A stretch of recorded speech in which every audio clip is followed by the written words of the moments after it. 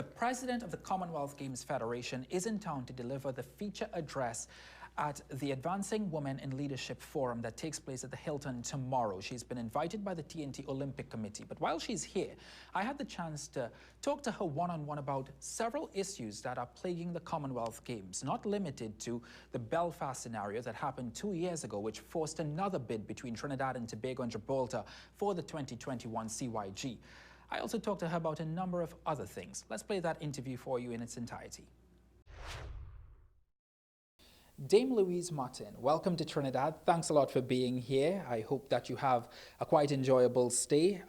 Coming to Trinidad and Tobago mere months after awarding Trinidad and Tobago the Commonwealth Youth Games of 2021, what have you come to expect? That's a very tricky question because I'm not actually coming here for that, because I'm coming here for the Women in Sport, the conference at the weekend. But with having that, it's given me the opportunity to come here and see exactly what the Evaluation Commission saw when they came to have a look at what the Trinidad and Tobago Commonwealth Games Association were planning for the Youth Games. So it's a privilege for me to be here, but it also gives me first-hand information, just to say, A, were they telling the truth here, and were our people actually saying the right things as well, because we can't leave anything to chance. We must make sure this is absolutely correct. And these games here, I am convinced, in due time, these will be excellent games, really set the standard, the next tier up. Having you here in Trinidad and Tobago gives me the opportunity to ask you firsthand. Our bidding process, we were neck on neck with Gibraltar. What stood us out?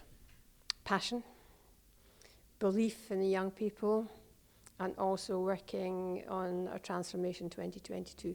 Both bids were really good, different in their own ways, but when the presentations were done, it stood out that Trinidad really wanted these games for the youth and for moving forward within the whole of the sports programme within Trinidad and Tobago. You're president of the Commonwealth Games Federation. I mean, in the scope of so many international meets, and every year somebody else is having a new meet, and these meets are popping up across Europe and across the Americas. Where does the Commonwealth Games stand in all of this? Do you think it still retains its essence? We were on the Gold Coast just last year. Yeah. What we have to realise is we are completely different from any of the other games. Yes, we are a multi-sport event, but we do not have the same sports in every games. We have a list of compulsory, but then we also have a list of other ones that people could choose and select from. But with the youth games, this is something completely special.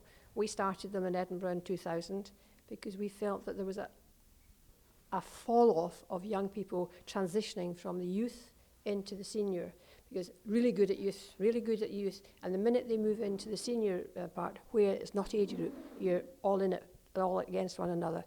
And they found it very difficult to transition and not win all the time. So what we decided, if we use the youth games across the Commonwealth, it will allow them to see and meet their own peers in other countries, and then get them to interact with one another, and then gradually, over time, meet them in the next games. But the other thing that was more important for me was the education of these youngsters when you take them into different countries, to let them see what their peers have. Some, Trinidad and Tobago, some may think we don't have enough, but then you go into Samoa and they go, wow, you've got less than we have, and look at them, they're happy, they're enjoying it. And it's just being able to compete in this and learn about the culture and keep friends and just be one big happy family. And this is what we're doing. And to me, this then leads our young people into the main games. And when you have a look and see how many of the young people who have been in the youth games winning and then making main games and then Olympics, Jessica Ennis, Casa Semenya, these have all won medals in the youth games. That's where they started. So there is a place for everybody in this. Yours is a job that few people envy anymore, because what we've found is, and what we're continuing to find, is that governments around the world are extremely hesitant to invest in such games. They find that the investments don't sort of reap the rewards and the benefits that supposedly are sold to them. Is that something you'd agree with?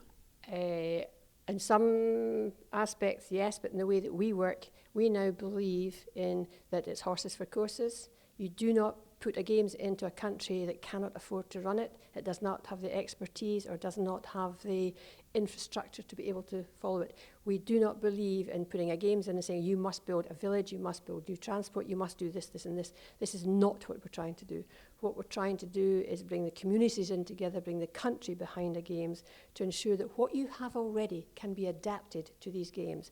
And it's not about making something costing the earth. We do not want that at all. It's not right. It's trying to be cost effective with what you've got so that you can build on that for the future. Does this apply to the Commonwealth Games as well, the senior games as well, or just the Commonwealth Youth Games? No, it certainly applies to the senior games as well now, because we've been finding that when countries win a bid and things like that, they keep adding parts on which has got nothing to do with the games. And if we actually work with them properly, what do you want to see in your country in 4, 5, 6, 7 years' time? Transport changes, bring it forward then. Bring it forward, but still at the capital expense of you. All you've done is bring it forward 4 years, 5 years, instead of saying, oh, I've got to do it now, because it's already been planned for the future. All we're doing is bringing it forward, so leaving a legacy for the city, the country, after the games have gone. As Commonwealth Games Federation President, what did Belfast teach you and your committee? Belfast, the games in Belfast would have been absolutely excellent, because they were fully inclusive, they were bringing all sides of the community together, and everybody was equal. We did not see gender, we didn't see religion, we didn't see anything, we saw people. And as a result of that, what we needed to try and do was what their plans were, the village was there, everything was there. And unfortunately, the government failed. The government stopped working.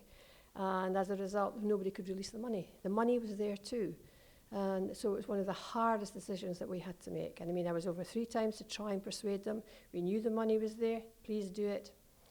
There's nobody to do it. But don't you share those similar concerns for a country like Trinidad and Tobago that has a general elections next year? No, only because I firmly believe that you will still have a government next year. They don't have a government and still haven't got one running yet. I firmly believe that even in your opposition, no matter who wins, I mean, I'm not political. I don't know the ins and outs of what your structure is here, but I'm convinced that everybody will get behind these youth games. Yes, we have to have government backing, but we have to make sure that the Commonwealth Games Association and the sponsors, the people who want to work with them, the business communities, they all buy into this to make sure that nothing is left to chance. And it's not down to a government to say yes or no. These games belong to the Federation. We have decided we have selected Trinidad and Tobago for these games, and both islands are going to be used during the time. And everybody here should be using these games as their pinnacle to showcase what they have here and how you can work the whole of the community and sell yourselves to the rest of the Commonwealth. You're talking about something called sports tourism. How big a chance is this for Trinidad and Tobago to expand on its sports tourism market? Oh, this is it. You take it now and you use it. These games, because they're small, there's only 1,000 young people at it. It's short, 5 days, but the enthusiasm and what you see and what you get out of it is unbelievable. It really, all I can say to you is, don't leave anything to chance. Let's go for this. Cricket in the Commonwealth Games, I must touch on that. Trinidad and Tobago is a cricket-crazy country, and the prospect of having it in the Commonwealth Games and perhaps someday at the Olympic Games, it starts with the Commonwealth Games, and it is going to start. It is. It was actually in the Games in 1998 in Malaysia the very first time, and that was a 50 over, and it was men only. And then we found that the timing of that and everything, it just didn't work, and then working with the international federations as well, you've got to have buy-in from them. So it's taken us this period of time to make sure that we can move forward, and we are going to do 20 over women's cricket in Birmingham. And Birmingham decided it was nothing to do with us. They got to choose. Once they were given it, they actually chose 3 sports that they wanted to do. And the communities and the people there are absolutely just waiting for this to come, because Edgbaston is just going to be heaving with all these people there celebrating this, yes. After so many years in sport administration and having been knighted, how does it feel to still be around in sports administration? Do you ever get tired of it? Oh, I love that, yes. I like the way you still be around. Ah, yes. I hope I've got a few more years to go as well. In sports administration, that is. I love it. It's not work for me. I am a lecturer in sports nutrition by profession, but to me, the Commonwealth and the Commonwealth Games just means so much to me. With the 71 countries that we've got all buying into this, we're family.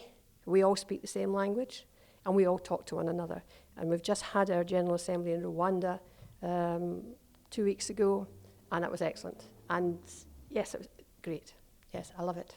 Dame Louise Martin, it's a pleasure to have you in our country.